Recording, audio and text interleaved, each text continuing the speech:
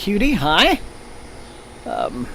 So, how's everybody doing tonight? Tonight is another kind of, I'm not going to say overcast. It's a little bit of a gray evening, but weather is generally good. I have the tea light thing up, but I haven't lit them. Well, I tried to light them, but you see, I don't think we're going to have another, like, horrible kaboom crash. Everything else. But it's just these tea lights, it's like whenever there's even like the slightest little wisp of a breeze, they'll just kaboom, right? And so that's a bit of a, that's always kind of a bum, because I'm like, well, gee, why did I spend the time trying to light them up? So the screen is there, but the candles are, at least, they're not lit right now. If the breeze gets a little bit mellower as it gets darker, maybe I will light them, and we'll have the mood and the vibe and the atmosphere like we always have had. It is supposed to rain at about 9 o'clock my time tonight, but, I don't get the impression it's going to be a heavy rain. But anyway, right, you're not going to get to see me killed by the backdrop. Okay, did I just turn up for you guys? Have I just shown up? Well, then, if that's the case, there I am. Okay. Well, then maybe I'll go ahead and I will do the the intro yet again, just to see. There's always a bit of a delay and a lag, so let's start over.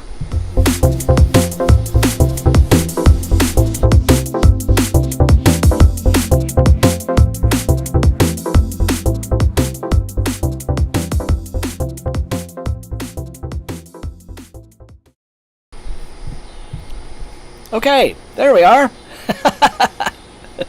Okay, no worries. Anyway, as I was just about to say, okay, so, hi. I'll start again with that one. Good to see everybody. Let's see who's here. Not Slip is here. Kel Switch. Canine Cutie made it. Aura's here. George, hi, as always. Did I say hi to you already, George? I need to get out of that habit, just saying hi to you all the time, every 5 minutes, like I've forgotten you're there. Because I haven't, in truth. Susie's here. Hello. Okay. Those little, maybe, Kill Switch is suggesting the little battery-powered tea lights. Maybe I'll just do that. Right? I mean, yeah. So, anyway, that's, I guess, the next phase, isn't it? But, anyway, as I was saying, there's not like a hardcore breeze tonight. There's just enough of a breeze to blow the damn things out when I light them, but not enough of a breeze, I don't think, to have the entire set and backdrop crashing on me. Which was very dramatic, I'm sure very enjoyable to watch, but maybe not something I'd like to repeat. So, ta-da! But yeah, I guess I'll look into those. I'll see if I can get, 40 little battery-powered tea lights and do it that way. Makes sense. Anyway, okay. Pretty evening. Good to see everyone. I hope everybody's had a good week. Let me know what you guys are... well, yes, that's very true, Devlin. It would be safer if the whole thing just decides ever to attack me or pounce on me, or just said, screw this guy, we're going to get him. Let me know what you're reading tonight. I am starting on... Yep, there it goes. This oldie here, which is another one of the books that Whitney assigned me for our little TBR takeover. And we're going to do the thing next Friday the 13th. We're going to do our little live stream where we talk about the books we assigned each other to read. And that's probably going to be maybe a little bit earlier in the day. We're still going to figure it out. Obviously, we want to get it when people can watch it, be part of it, not interfere with work days. But I'm kind of leaving that part up to Whitney, and whatever time of day is easiest for her. And then we'll do it then. So that'll be fun. So let's see. The trick birthday candles that don't go out. Okay. It was interesting, Canine Cutie, to say the least. George, you guys, he always does this. He's like the master of all puns, and that's just how it is. Okay, so Aura's reading Lost Places by Sarah Pinsker. Okay. Not Slip is into Magician's Gambit. And Devlin is reading something called Fine Shade by Kate Griffin. Now, I know Kate Griffin's name, but I'm not familiar with that book. Kill Switch is reading The Galaxy and the Ground Within. Susie wants to finish Children of Ruin tonight. I will root for you on that one. So, yeah, so Inherit the Stars is a maybe the very first book in the career of James P. Hogan, a guy who started his career in the late 1970s as a very respected hard science writer, went a little bit off the rails towards the end of his career, getting into all kinds of like wild conspiratorial, like he went from being Mr. Hard Science guy to just this weird embrace of all kinds of pseudoscience, which is a pity. But the early books are interesting, and I had not read this one, as I told Whitney, since I was maybe like 12 or 13, a little kid. And I picked it up because I thought, wow, the cover is super cool. And, because that's, covers today would not excite 12-year-old Thomas. I don't know. There's something about the way most of them have changed to be very bland, very more. They're more designy than eye-catching, than artistic. I think that's kind of a shame as a trend, but there you are. So that's what I'm into tonight. Let's see. Let's see. 14 DP3. You're going to read Tomi. Ooh, by Junji Ito. Oh, go getting ready for spooky season. I know. Georg is yes, the Mercy of Gods, and Fever House. I have Fever House. Yeah. And I'm curious about it. And then there's old Magician. Raymond Faisal, Magician, the old that old classic, that ancient thing, indeed. Ghostwitch. I miss the days of Michael Whelan covers. Yes, well, the only person who seems to be able to get one of those done for them these days is Sando, but at least he's still doing some. But yeah, I used to see Michael Whelan covers all the time. They were always just very, very gripping. Now this particular cover is Darrell K. Sweet, back when it was early in his career, and his paintings were a little bit crisper, sharper. He also did all the Wheel of Time covers, right up until like the last couple, which Whelan did. But as he got older, I thought his paintings got a whole lot sloppier. But the early Darrell Sweet covers were amazing to look at. Karis is reading Some Desperate Glory tonight. Cool. And Mike is reading There's Something Wrong with the Cats. Okay, well there's any cat owner will relate to that. George, I would not go that far. Oh, Jason's reading the Wizard Knight duology. Are you just starting it, Jason? Or are you like the first book, or you have just started the night, or are you into the second book yet? So, all right, guys. Well, so that is that. Let's get into it. Hopefully we'll get some good trains tonight. Have a good vibe going. But otherwise, it's great and awesome to be here with all of you as always. And I am going to start the timer. 45 minutes and counting.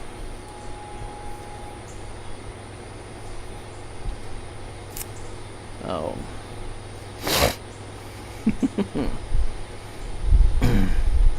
Yeah, Lucky Books.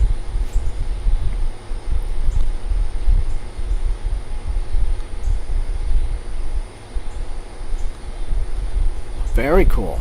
All right, well, glad to see people out there still reading Gene Wolfe. Very glad, yeah. Well, I hope we'll get some. I do hope we'll get some trains, can't I, Cutie? I mean, I don't see any reason why they wouldn't be running tonight. If it's...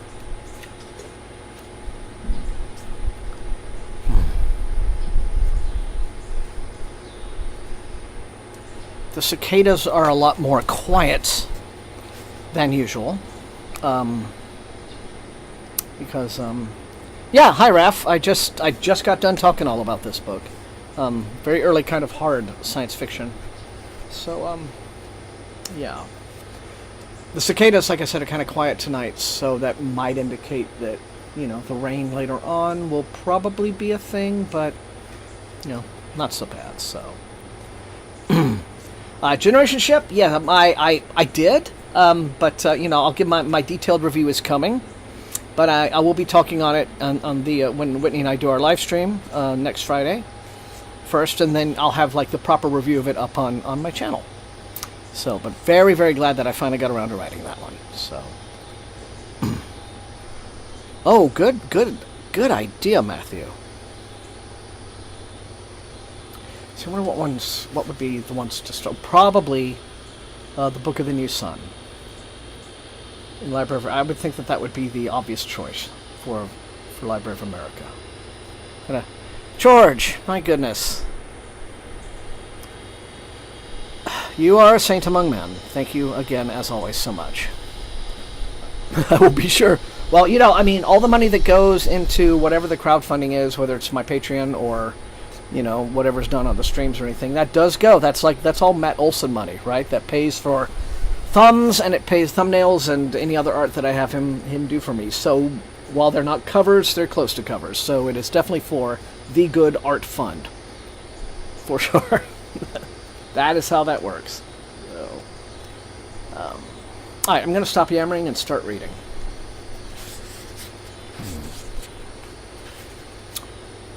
Pups are great, Devlin. And they are all now confirmed heartworm free. So, very happy about that.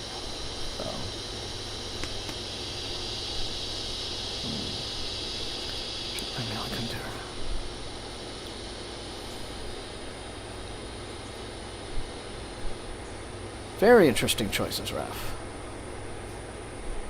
Yes. I should read some Brian Greene books and get caught up on my science fact. By the way, is the fan, overbearingly loud for you guys?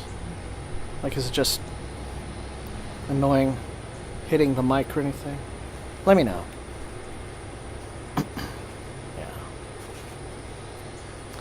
So yeah, adoption attempts are now going to begin. So, kind of a bittersweet moment, but okay. Okay, thanks, Lisa. Thanks for letting me know. Good, thank you. Appreciate that, guys. I don't want to be in the wind tunnel.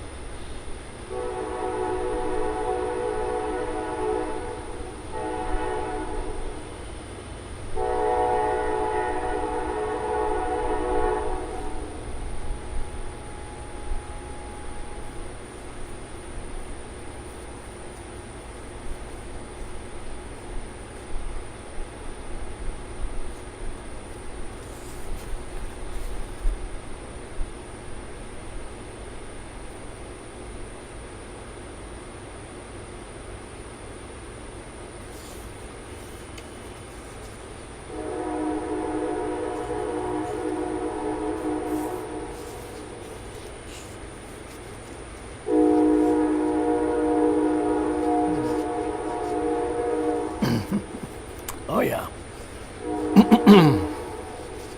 Dude.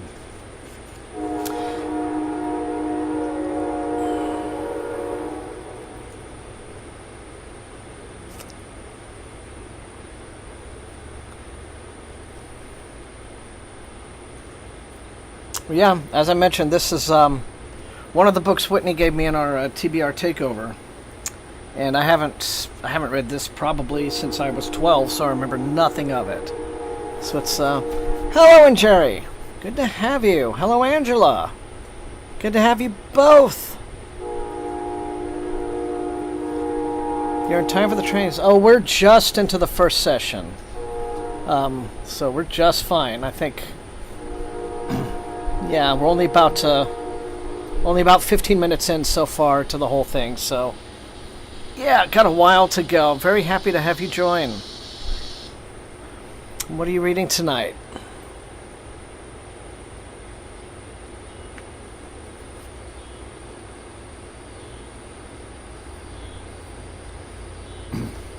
Oh, I've only just started it here, Okie dude, so I guess I'll let you know soon enough. But it's already definitely giving me that old school, vibe just going into it. It's like, yeah, here we are. Awesome. Blackheart Man. Ooh.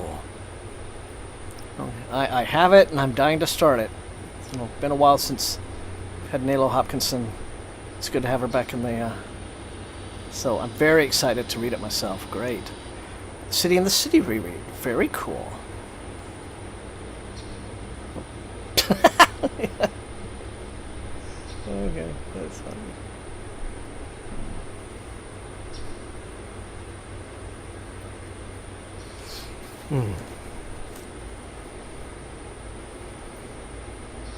That is just, that is very exciting. Yeah. Agreed. Absolutely agreed, Jerry.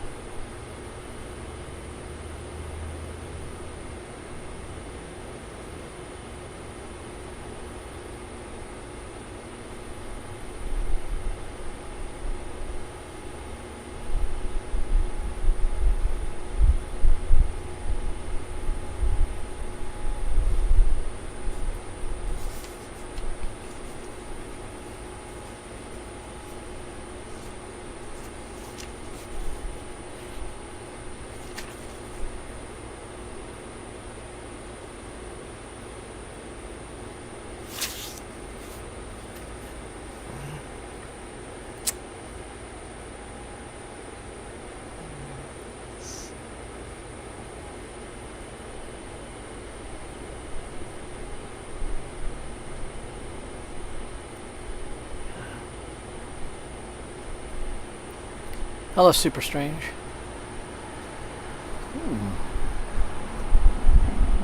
Nothing wrong with that. Nothing wrong with being a slow reader.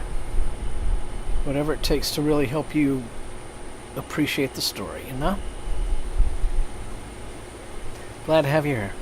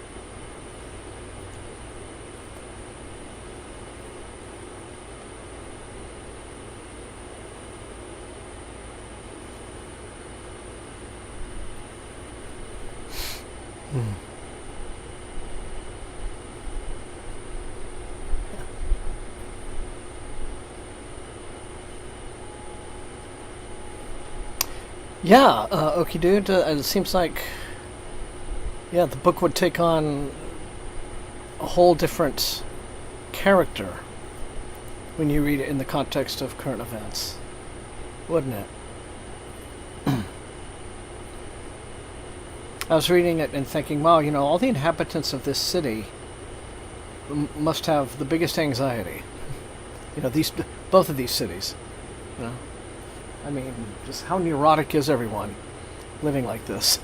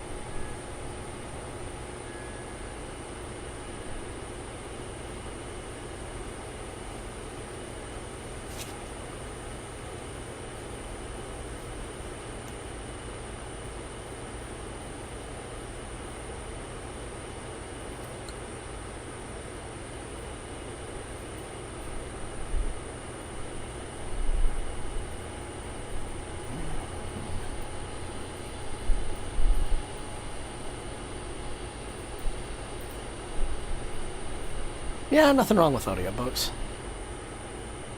If it's my personal taste is I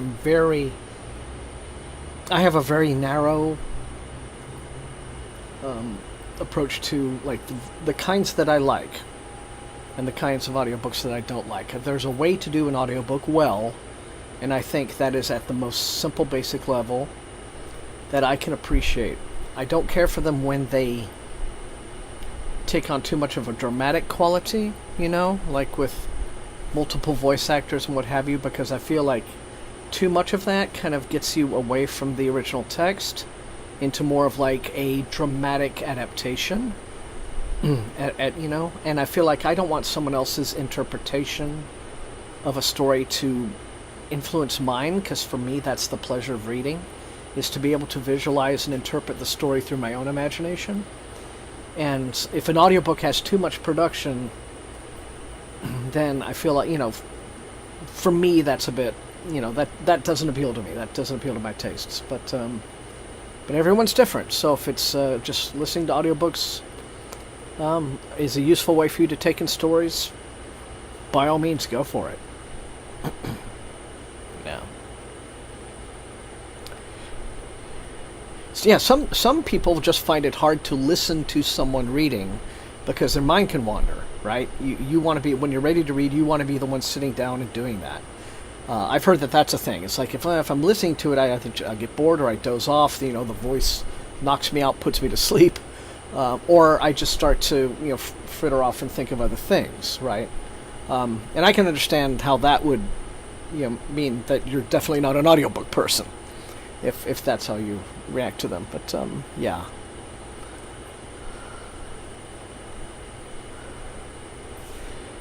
Yeah, hybrid reading, that's a good way to put it.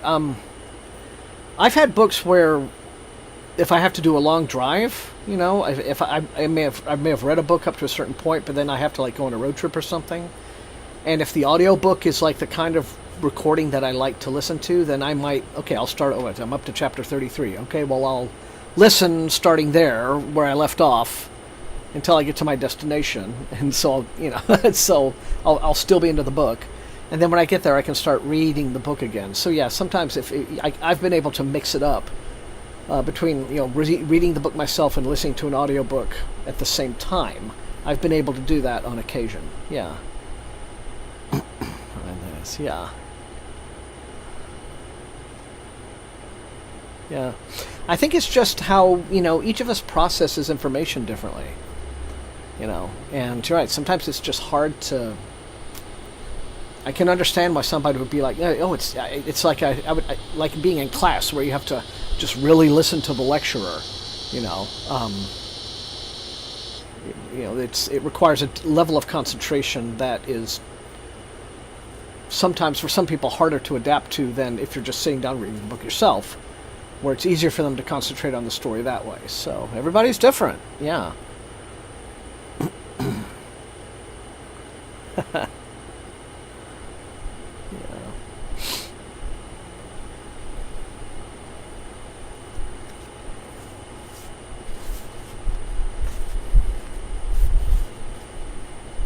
Yeah, but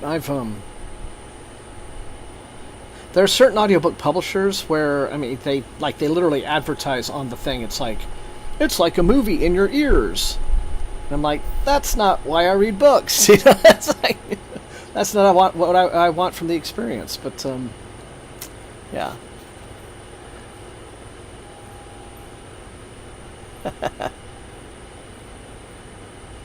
Yeah. Yeah, my attitude is, if your desire is to take in a story, do it however it works for you. Big wide world out there. We can. It's nice for people to have multiple options.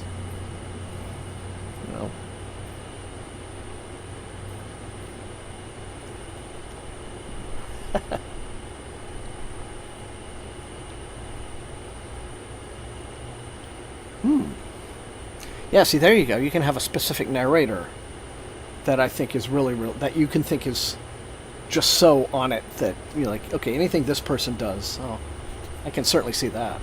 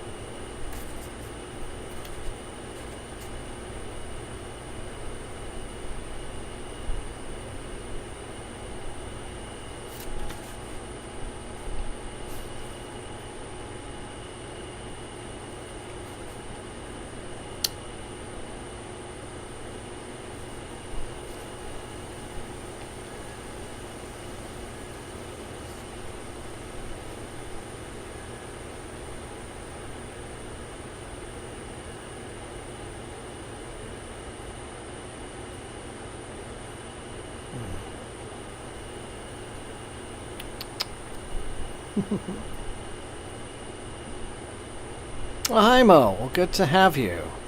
Thanks very much.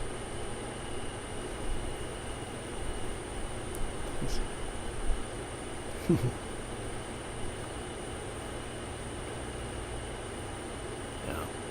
Hey, Josh.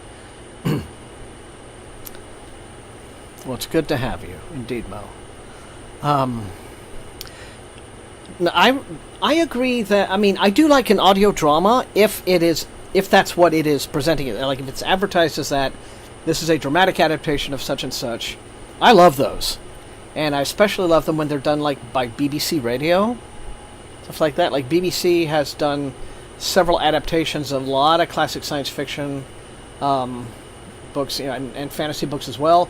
They have a really famous adaptation of like the Hobbit and the full Lord of the Rings. That is a BBC radio drama version. Came out years ago. I mean, it's able to get on CD. I mean, I think it's been on sale for CD and cassette for like years and years and years. So that was like, probably dates back to the 70s. So yeah, I like a really good dramatic audio presentation. That can be fun. An audio book, I want to just be the book. I just want to hear a good, strong reader with a clear voice, reading the story, without too much in the way of ostentation, ornamentation, or anything like that.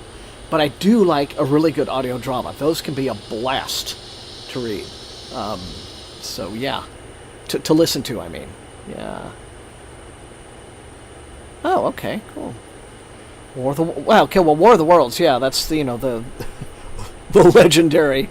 Everything goes back to Orson Welles with that one. Yeah, but pick one. It's a CBS Foundation. I want to think I heard of that. Maybe George. Maybe did you tell me about CBS Foundation at some point? Yeah. That could be an interesting video idea. You guys might have put me onto something. Radio drama adaptations of popular science fiction and fantasy books. Like, which ones are worth reading? Which ones are worth seeking out? That could be a good video idea. First off, because I don't know too many folk... Well, maybe there are some. There probably are some, because there are a lot of dramatic podcasts out there. Podcasts that do audio drama. So I think people these days probably aren't as unaware of audio dramas as a thing. Like maybe like they would have been, back in like the 2000s. But audio dramas, what's that, right? But now I think like that kind of thing has come back thanks to podcasts. So I think that that could be an interesting video idea. You guys may have given me a. Have to credit my Thursday night crew for that one. But yeah, they are, exactly, George. They're the modern day radio plays. So let me think about that, because I've collected and downloaded quite a few like BBC dramas over the years, and have to go through them. Of course, there's something like The Hitchhiker's Guide to the Galaxy, which actually started out, I think the first iteration of that was the BBC radio show, and then it was either that or then it was novels. I think Douglas Adams may have been doing at the same time. The novel version came, but I think that for the first book, the novel version may have come after the BBC radio play. Could be wrong about that. I'll have to research that some more. I first discovered Hitchhiker's Guide as the radio play, because I was probably junior high school, but friends were had a cassette tape they were circulating, and we just absolutely went bonkers for it. And then I found the book, and I still think to this day the best version of Hitchhiker's Guide is probably the radio show. Anyway, okay, back to reading, talking too much, but thanks for the idea, though. Yeah.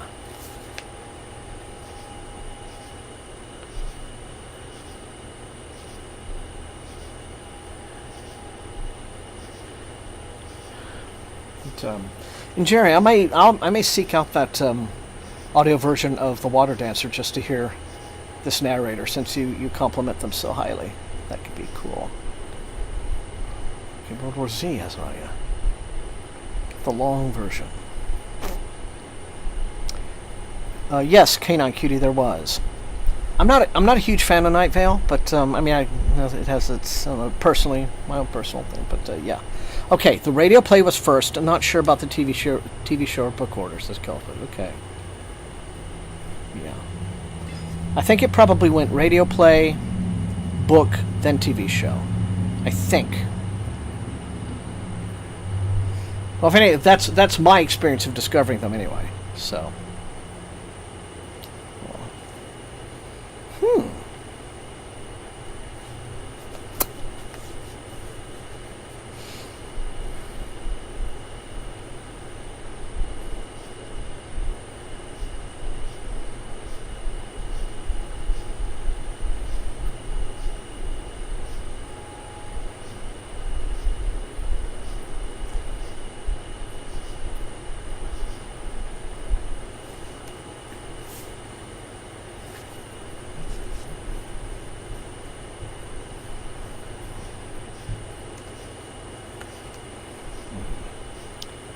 Yeah. Angela says, yeah, grew up on them. Understand. Novel. Life of Pi. Adapted into a play at the Kennedy Center. Ooh. So stage production. Definitely an abridgment. Very interesting, Mo.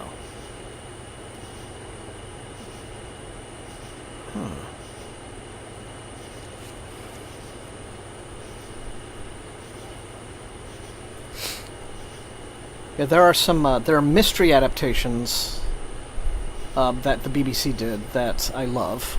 You know, I thought they were radio play versions of all the Poirot stories, the Miss Marple stories, or the Agatha Christie, the Lord Peter Wimsey mysteries by Dorothy L. Sayers, and where Lord Peter was played by an actor called Ian Carmichael, wonderful actor from the old school, and he was just, you get to where the actors with the really distinctive voices come through.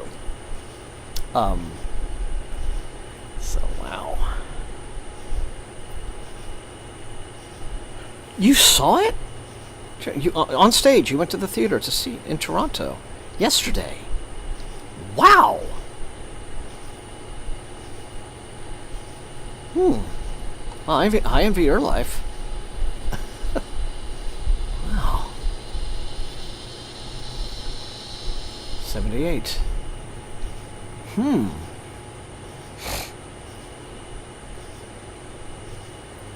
Well, I remember you have 78. I have some. I have a 1910 wind-up Victrola. That is my. No one knows that. I haven't revealed that to him. I have that. It is an old wind-up cabinet-sized Victrola, and I have 2 or 3 albums of the old records, just randomly collected old records. Yeah.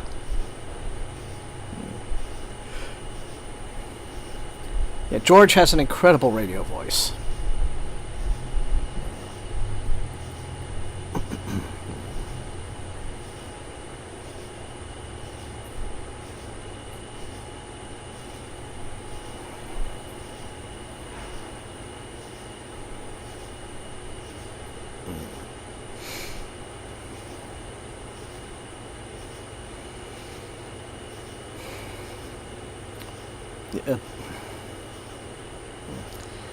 Okay, dude, that is, yeah, that's that's kind of a long topic, and I could talk about it at such great length that it would probably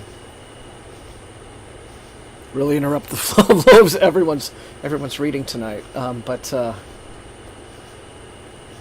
it's it's in some ways it can be like,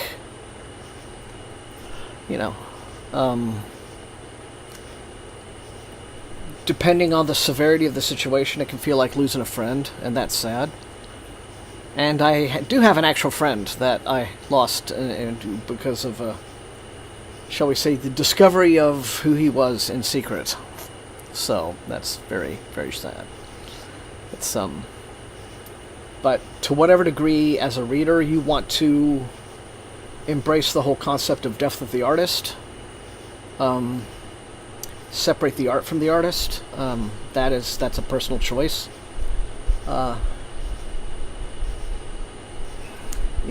Some people find it easier than others.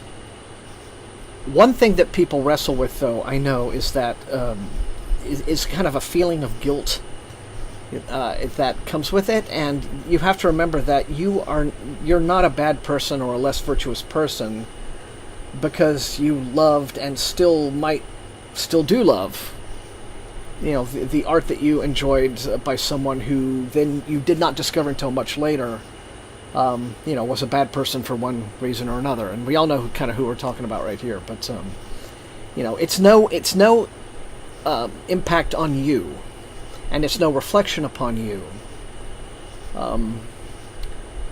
Whether or not you still the art is still meaningful to you is what I mean to say. It is not a thing that will ever reflect badly upon you. So it's okay. Oh yeah.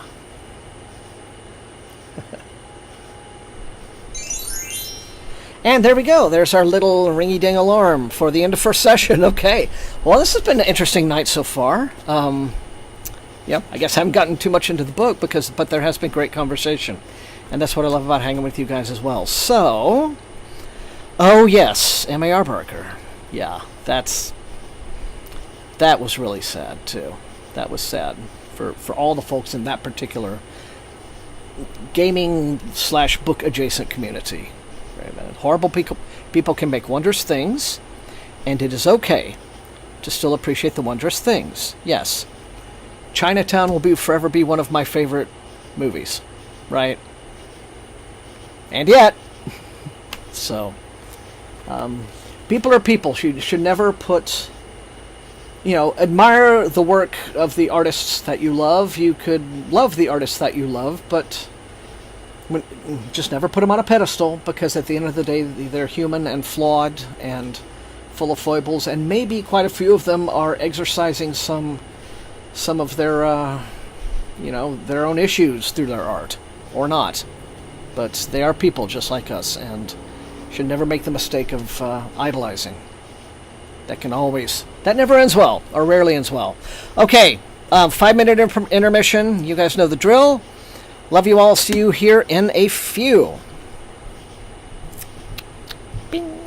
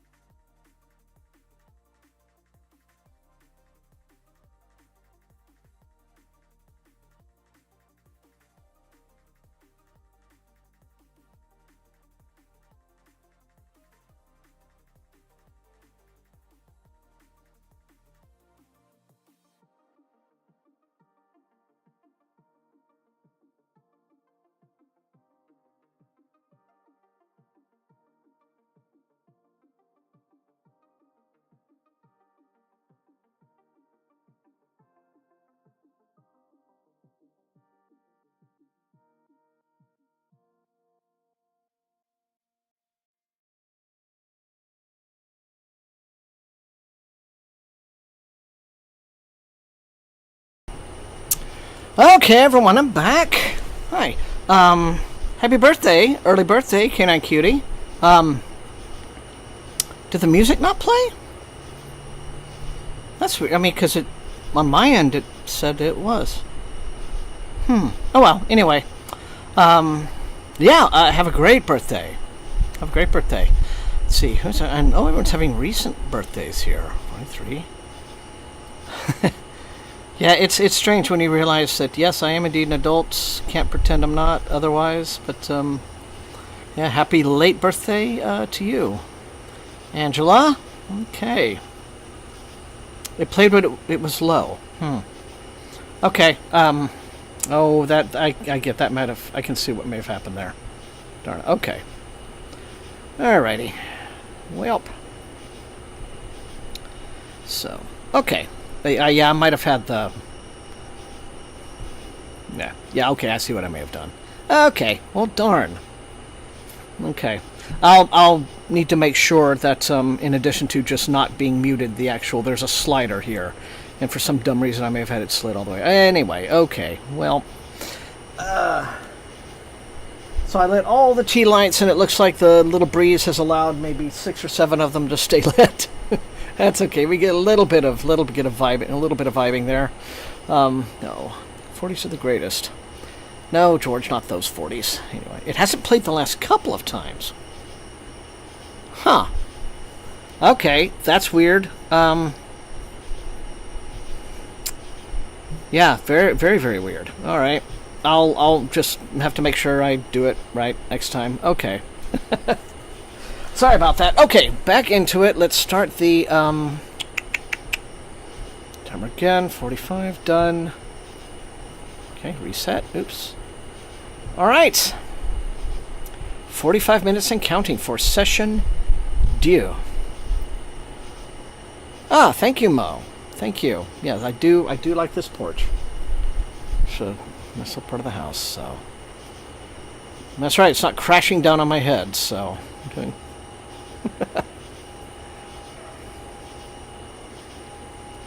That is good. I think next week we should all at least bring a slice of cake for ourselves. Just to do it next Thursday. Somewhere someone is going to be having a birthday, so we'll each have a slice of cake and we'll just just do it. Alrighty then. Yes, George, cake. We are entitled to it. It is our right. Okay. Alright. Oh.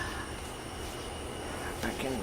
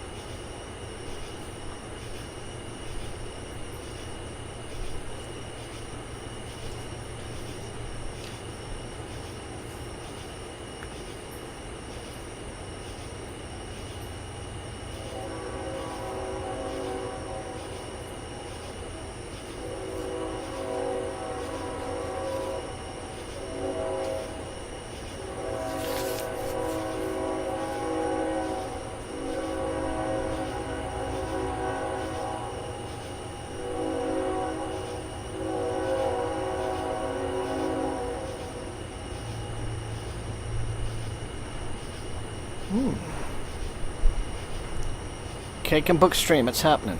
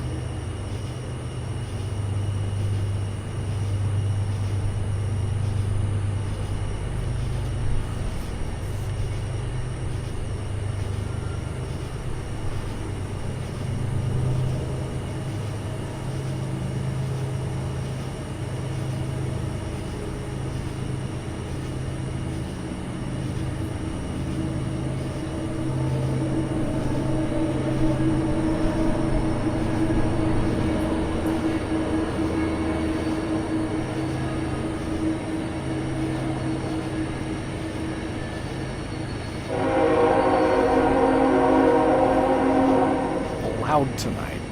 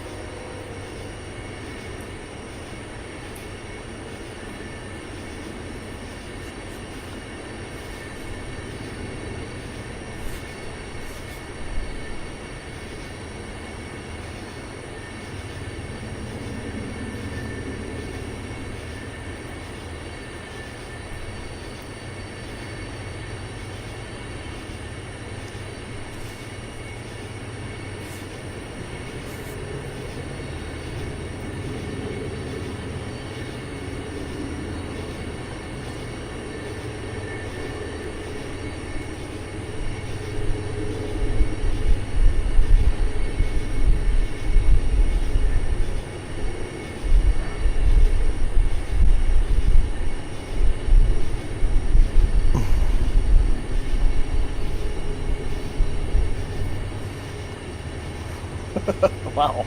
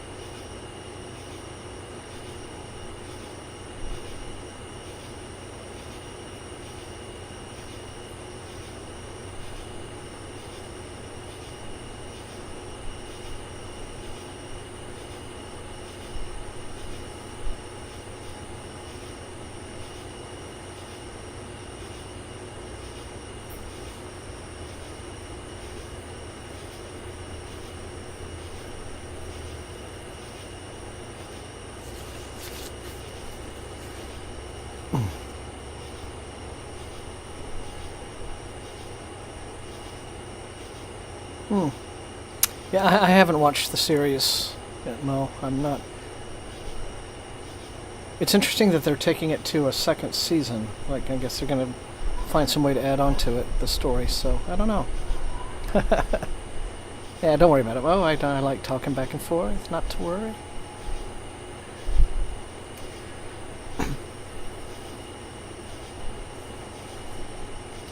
You know, he's very much a Crichton kind of novelist. You know, if you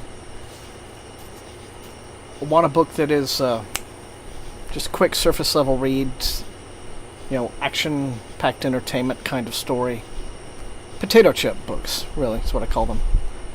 Anyway, yeah. I did think Upgrade was a little better, but yeah.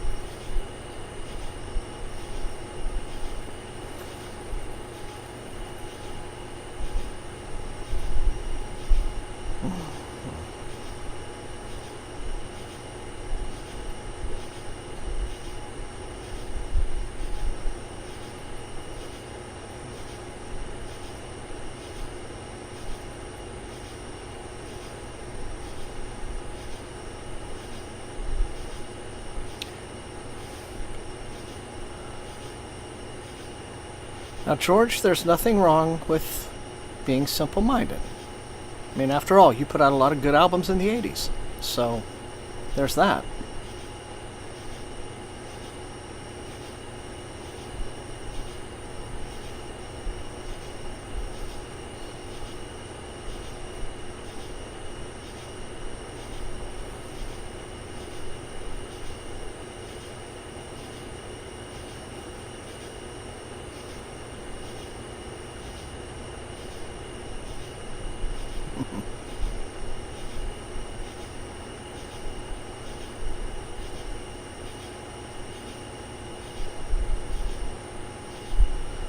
Well, hey, Whitney. How are you? Yep. Knocking this one out. Last, it's good to be back into this old school stuff. How are you doing today? I just told everyone about our live show when we're going to talk about our books that we assigned each other, so that, as far as I know, we're still on for next Friday, but you pick the time. You still have to let me know.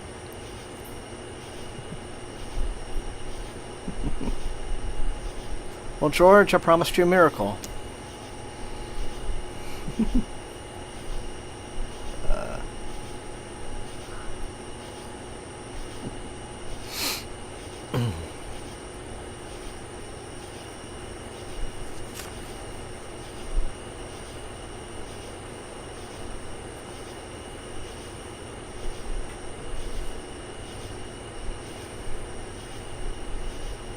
Yeah, we are still... Okay, noonish is fine with me. Alright, you heard it straight from her, you guys.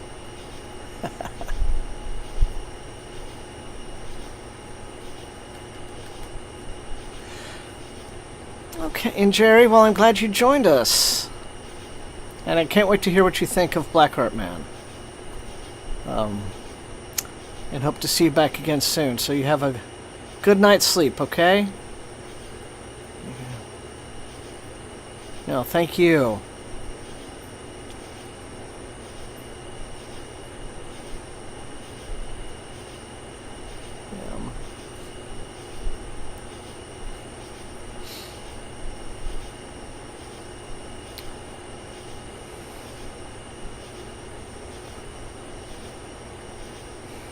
Well, hey Mo, if you enjoy Rings of Power, you just go for it. I mean, that's your... It's you know... No judgment here in terms of what anyone wants to like or dislike. I'll judge books on my channel, but here we all get to like what we like. My only thing really with Rings of Power was that the feel of it didn't seem super Tolkien-y to me. I don't know, maybe there's an association that I grew up with that maybe, you know, Jackson sort of captured in the, not so much in the Hobbit trilogy, but the LOTR trilogy. Rings of Power, I was watching that and thinking to myself, you know, this feels more like if they did an Elder Scrolls TV series, it would have this kind of vibe to it. That would be more suited to that, you know, IP as opposed to some Tolkien. I don't know, maybe it's... I know that I'm wrong, because I know that there is this vast history in Middle-earth lore that is all about these battles and these wars and conflicts and all of this, and it's a mistake to just think of it as, oh, it's this very pastoral thing, you know, with hobbits growing carrots and stuff like that. No, I mean, it is a tale of good and evil and the ultimate battles and all of this, and it's all on a very big scale with big stakes and what have you. But, so it's quite possible that I've developed a kind of prejudicial idea still, though, about how, you know, maybe I'm wrong. Maybe, you know, Lord of the Rings show, a Middle-earth show, there's no reason why it couldn't feel kind of grimdark, right?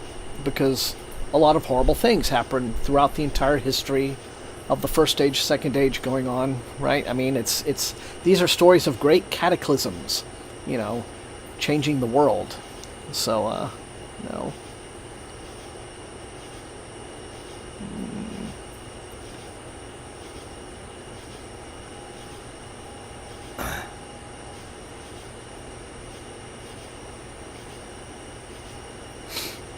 No.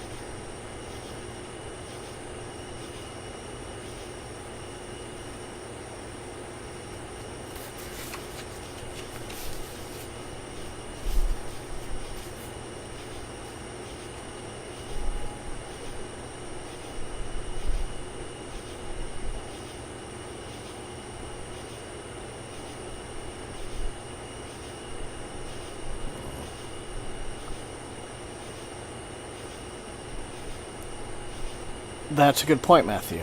Yeah.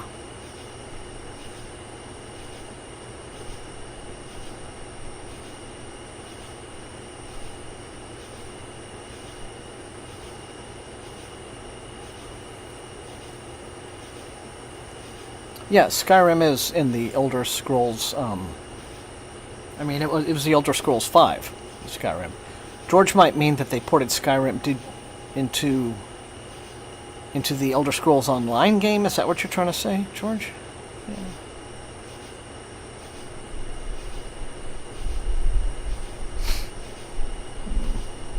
I have a lot to say about The Witcher, but I won't say it tonight.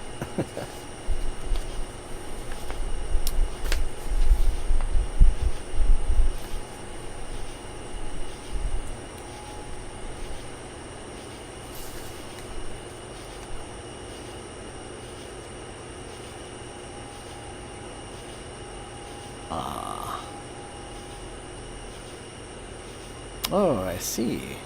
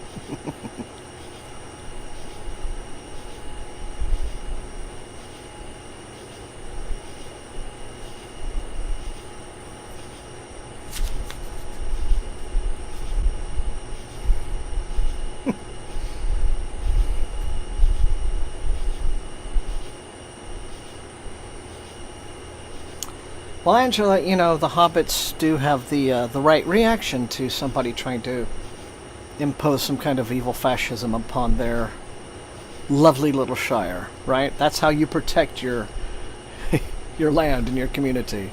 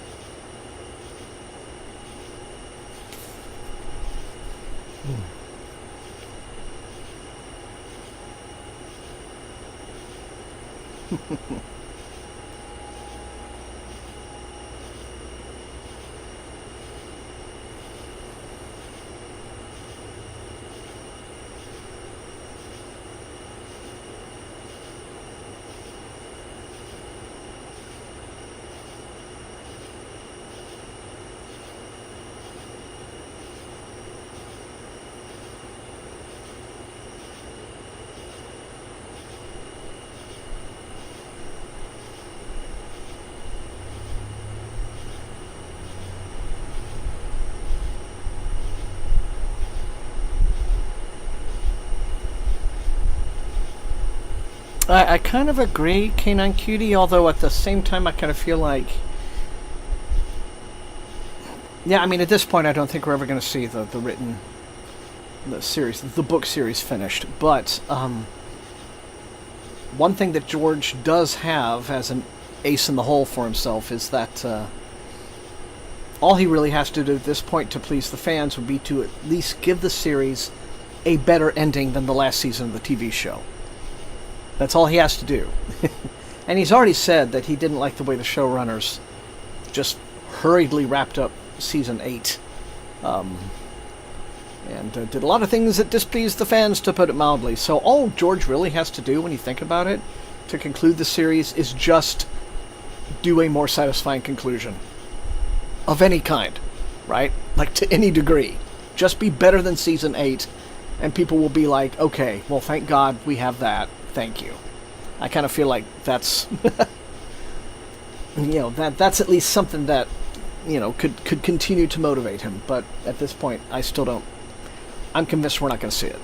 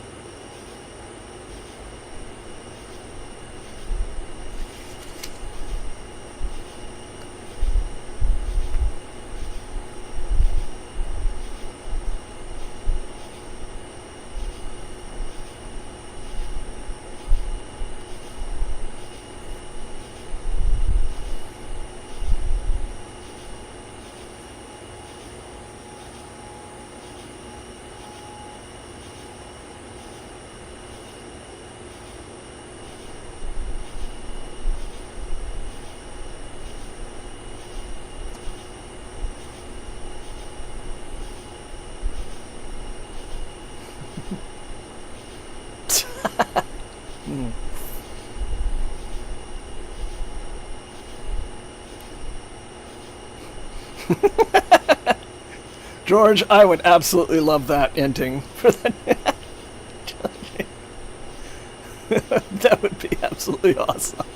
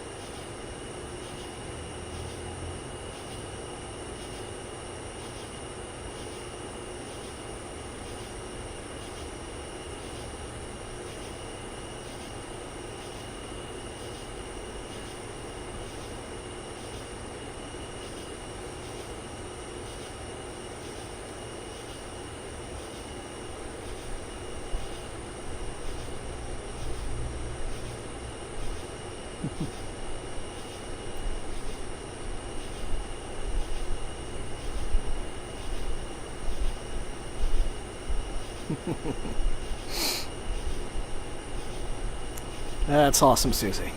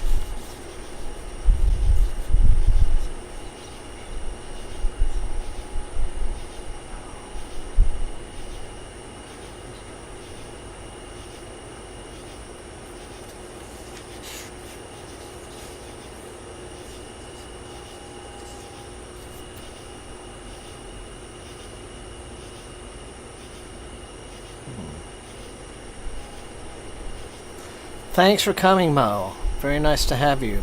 Every Thursday night.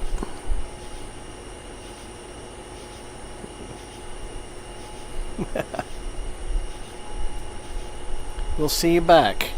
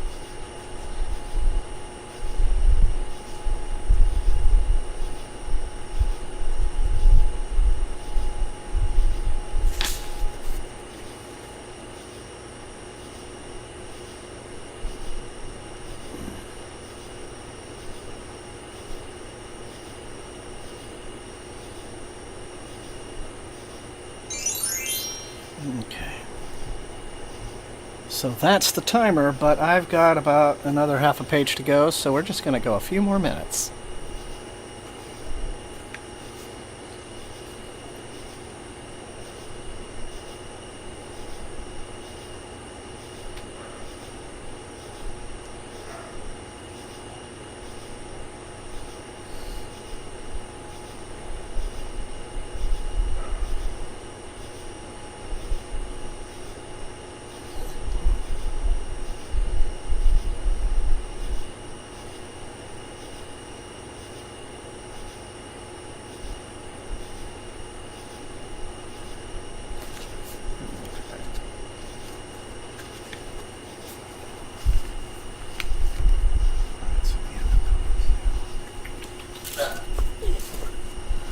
Okay, well, that is another night, and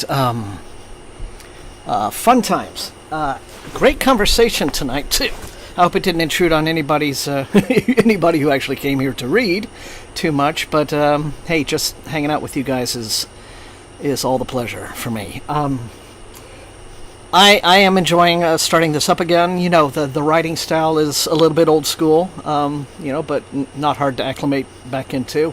One thing that I think is fun about this kind of old school, I always do this, science fiction is, and one thing that was always appealing to me about it was that it always had this optimistic vision of humanity's future, right? But I think Jim Hogan's vision here is a little, like, naively optimistic, because he's imagining this almost kind of techno-utopian future where, you know, technology has now brought a kind of, you know, just, it's lifted everyone up equally all around the world, right? It's made, you know, life, you know, just, it has apparently eliminated class distinctions. You know, everyone now gets to live in comfort and peace because technology has made our lives that much better, and so as a result, nationalism is declining. We're forging a new, it's more of a global community now. We're all in it together, rah-rah kind of thing. And so because of that, then, you know, nobody's spending the money on big military budgets anymore. And so because of that, now all this money has been freed up for space exploration and stuff, and so on and so on and so on. And right, and it's like, wow, we really, back in the day, science fiction writers really did have some of a kind of a naive view of how, at least Jim Hogan had some naive views about how, you know, just human nature going into the future. It's like, gosh, you just couldn't imagine that there would be this tech elite that would arise, you know, with the rise of tech. So, but I can tell I'm going to enjoy the book for all of its old school quirks. Anyway, okay, so book. All right. Okay. See you guys here next Thursday. I have been working on my Scotland, you know, Worldcon vlog. Been enjoying the editing of that. I am very pleased. If I do say so myself, it looks gorgeous. All my little camera equipment and, you know, all this little. Speaking of tech, all this stuff that I'm playing with is really giving it this cinematic feel that I've been wanting. So if I can have that up early in the week, I will, because it's time to get it up. But otherwise, it's good to see all of you. Good to be here. Great reading with you. And so until next time, as I always say, stay safe, stay healthy, happy reading. See you next time. Hasta.